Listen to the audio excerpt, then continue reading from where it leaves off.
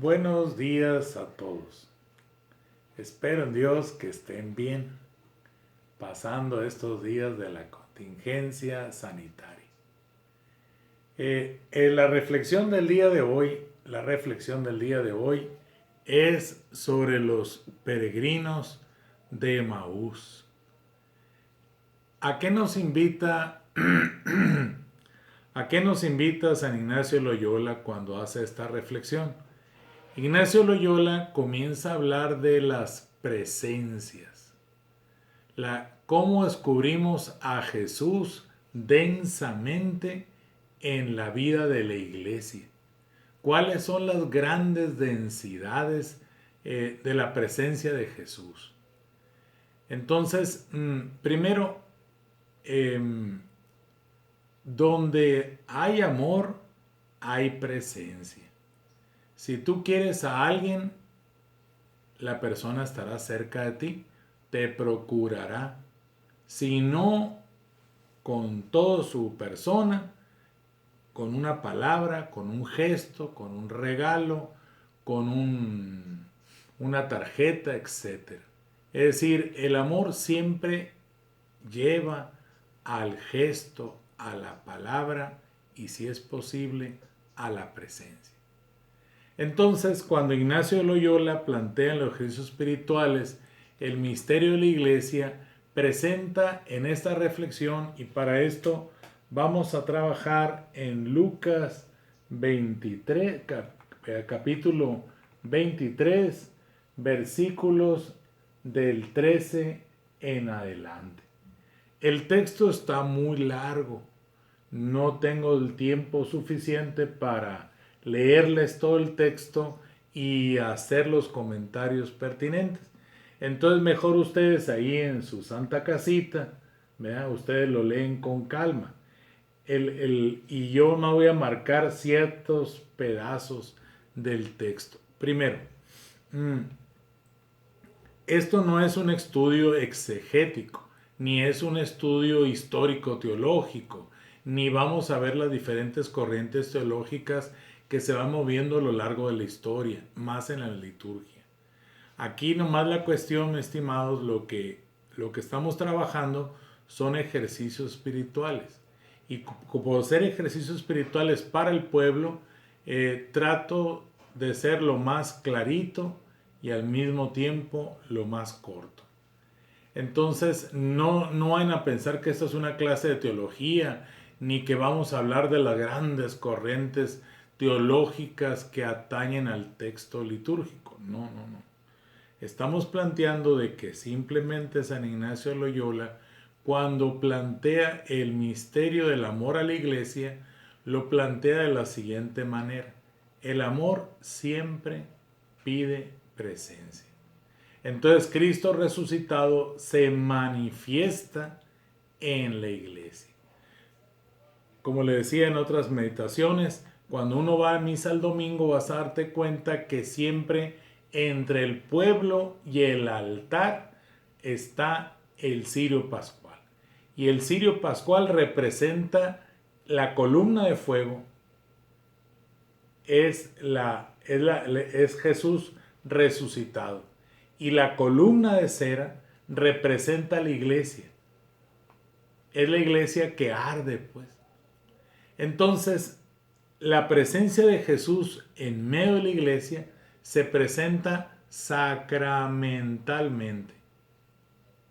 Es decir, no es que esté en su totalidad. Por eso estamos hablando de los grados de la presencia. Es decir, Jesús se manifiesta en la iglesia en parte sí, en parte no. No se ve todo, pero tampoco no es tan poquito, sino Jesús en medio de la transparencia de los signos, Jesús se hace presente. Entonces, en el discurso o en el texto de Emaús, dice que los discípulos, iban dos discípulos camino, ya iban a un pueblito que se llama Emaús. Aquí hay una discusión. El pueblito de Emaús para muchos comentaristas no existe. Es decir, es una manera atemporal de hablar de todos los hombres de todos los tiempos. Entonces, alguien va a decir, pues sí, existe el pueblito que se llama La Primavera, etcétera. Pues sí, hay un pueblito que tiene un nombre parecido, Emaseús, pero sería abusar del texto, pues. Mucha gente dice, no, vamos a tomar el texto realistamente. Yo siento que teológicamente Lucas lo que está hablando a los hombres de todos los tiempos y de todos los lugares. Entonces, él hace una recreación teológica, es decir, pinta a los cristianos de todos los tiempos que van camino a Emaús, pero no van solos. Jesús se nos cruza en el camino. Acuérdense que la expresión camino era la manera antigua de decir la iglesia. Entonces el camino representa la iglesia. Pero para que me entiendan mejor, las misas a la antigüedad no eran como son ahora. Por ejemplo, nomás pongo un ejemplo. La iglesia antiguísima de Pisa, cuando uno va a Pisa, uno descubre que allá está la torre y luego en medio está el bautisterio y allá más lejos está la nave de la iglesia donde celebra la consagración y la Eucaristía. Es decir, los primeros cristianos se reunían en la torre. Ahí los primeros cristianos caminaban y hablaban de sus problemas. Llegaban al bautisterio, ahí escuchaban la palabra de Dios, la meditaban, la reflexionaban y luego llegaban a la nave del templo y ahí celebraban la Eucaristía. Entonces, aquí en el Evangelio de Lucas presenta 3 lugares. Jesús, que va caminando con ellos en el camino, y aquí está la primer presencia, el primer momento teológico. Jesús se nos cruza en nuestra vida, en medio de las dificultades. Y aquí dice el texto que los discípulos venían discutiendo, o sea, venían hablando muy fuerte, venían peleando. Y Jesús les pregunta, ¿qué vienen discutiendo por el camino? Entonces ya uno de ellos, los discípulos, dice uno de los textos más tristes. Dice, pues lo de Jesús el Nazareno, que era un profeta. Las mujeres dicen que se le apareció. En el mundo judío las mujeres no pueden testificar. No vale un testimonio de una mujer en el mundo judío. No estoy justificando nuestros días. Entonces usan un verbo, dice, nosotros esperábamos que Él sería el Salvador, el Mesías de Dios. Véase y obsérvese que en este texto los discípulos de Emaús no han descubierto quién va con ellos caminando. No lo han reconocido. Y aquí, mis estimados, lo que nos invita a la iglesia en esta meditación de Lucas 23 es a reconocer la presencia de Jesús. Es decir, si no lo reconocemos, nuestros caminos se hacen no solamente polvorientos, sino tristes como el corazón de los discípulos de Emaús. Entonces dice el texto que Jesús les comenzó a explicar y dice, era necesario que sufriera el Mesías para ser glorificado. Les comenzó a explicar todo lo que dijeron los profetas. Entonces los discípulos dicen, por eso nuestro corazón ardía mientras nos explicaba la palabra. Entonces ahí descubrimos ya la segunda presencia de Jesús. Jesús se hace presente en la Escritura, en la Biblia. Jesús ahí está en la Biblia. Jesucristo es el centro de nuestra vida. Entonces toda la Biblia se ilumina a partir de la persona de Jesús. Entonces siempre hay que comenzar la Biblia leyéndola por los evangelios. Ya que estés más familiarizado, comienza con el libro de Éxodo. O si quieres comenzar en otra sección. Pero date cuenta que Jesús es el centro de la Escritura. Jesús densifica la presencia de Dios en nuestra vida con la palabra. Y por último, dice el texto que los discípulos le dijeron, quédate con nosotros, ya la tarde está cayendo. Esto es típico del Evangelio de Lucas. Para Lucas, el hombre va terminando. En cambio, Dios va comenzando. Entonces, Jesús se quedó con ellos,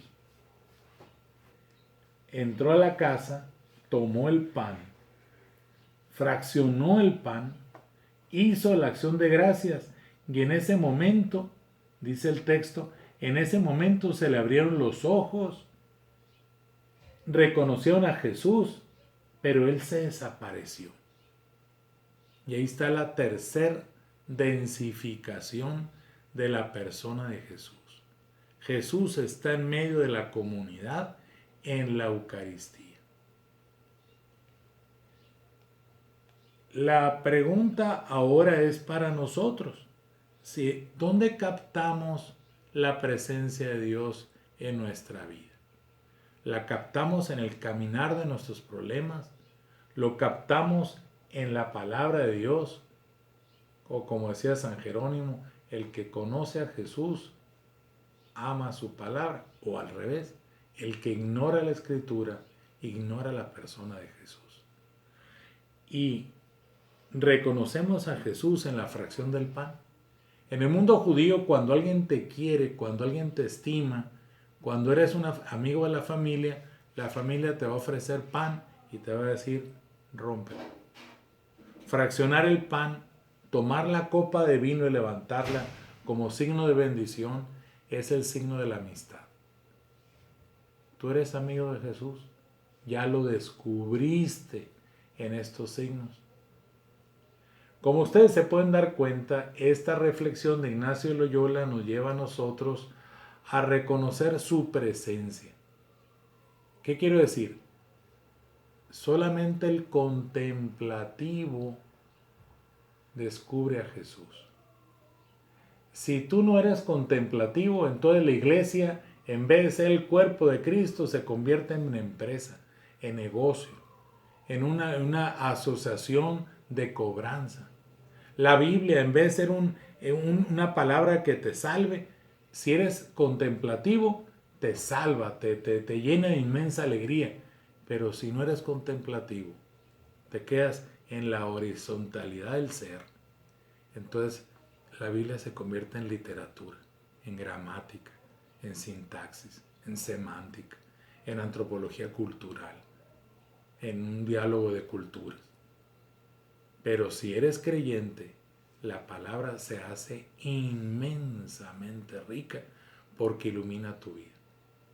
Lo mismo es en las Eucaristías. Si tú eres hombre contemplativo, descubrirás la madurez de la vida contemplativa está en la Eucaristía. La madurez de la vida cristiana está en la Eucaristía. Ahí está el centro de la vida cristiana. Entonces, hermano, estos días se te invita a que vuelvas a la oración, pero a la oración honda, a la oración contemplativa. Los discípulos, mientras no sean contemplativos, es un extraño el que camine con ellos.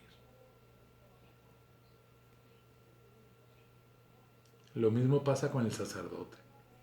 Si el sacerdote no es contemplativo, se convierte en psicólogo de tercera, psiquiatra de pobres, antropólogo cultural, consejero coach, pero no se hace sacerdote. Y aquí está el reto para nosotros. Nosotros que somos de la iglesia de Hermosillo, nosotros que queremos ser iglesia y amar profundamente a nuestra iglesia, nos invita el Señor en Lucas 23 a ser hombres profundamente contemplativos. En el mundo de la filosofía se dice no la percepción, sino la abstracción. En el mundo de la física se dice pasar del plano matemático al plano físico. Pues aquí es encontrar un nivel superior de todas las cosas. Dios nos habla con una inmensa densidad de su persona en el caminar de nuestra vida, en la palabra, en la Eucaristía. Que disfruten de este hermosísimo texto de los discípulos de Emaús. Bendiciones.